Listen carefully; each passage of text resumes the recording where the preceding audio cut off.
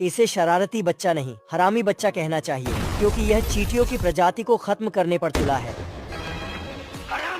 जहाँ भी इसे चींटियाँ दिखती, वह उनके ऊपर पटाखों से हमला कर देता, उनके सारे घरों को बर्बाद कर देता। चींटियाँ उस पर दूरबीन से नजर रखती, तो वह दूरबीन के अंदर ही पटाखा डाल देता। तंग आकर चींटियों के पीएम एक सभा बुलाते हैं। मेरे दिल में बहुत दर्द है। और बाहर से सैनिक इंपोर्ट किए जाते हैं, जो चोरी छुपे उसके हथियार यानी पटाखे चुरा लेते हैं और फिर उसके हथियार से उसके ऊपर उल्टा हमला कर देते हैं।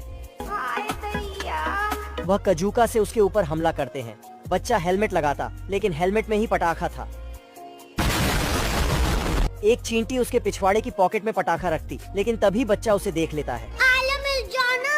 जोगिंदर, हरा भाई जोगिंदर इन खेतों में इतना हक देगा छुप छुप के। बच्चा एक पाइप को उनके हेडक्वार्टर की तरफ करता है और इधर चींटियां पाइप को रबड़ से बांध देती है।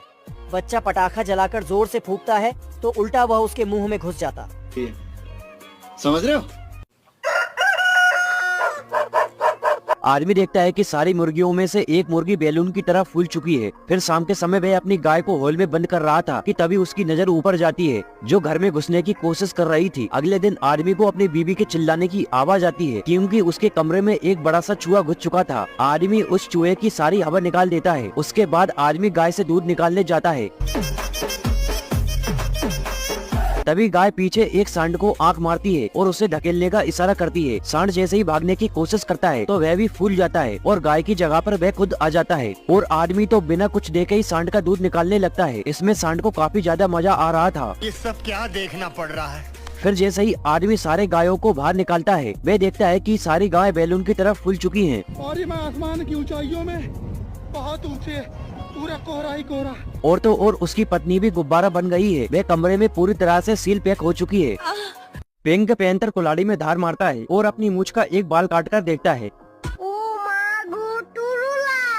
उसके बाद वह जैसे ही पेड़ पर कुल्हाड़ी मारता है। मुझे अपने घर जाना है।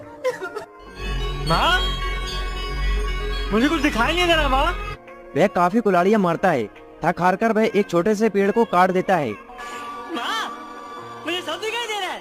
पेड़ डबल से नीचे गिर जाता है, जिसे देखकर पैंथर 9-2-11 वह घर में छुप जाता है। लेकिन मधुमक्खियां काफी समझदार होती हैं। वे ड्रिल मशीन बनकर एक छेद करके अंदर घुस जाती हैं। लेकिन इधर पैंथर भी काफी समझदार था। वे उन्हें एक बोतल में पैक कर देता है और वहाँ से जाने लगता है। लेकिन तभी मधुमक्खियां उस ढक्कन को निकाल देती हैं और 400 की स्पीड से उसका पीछा करने लगती हैं और जल्दी ही वह पकड़ा जाता है।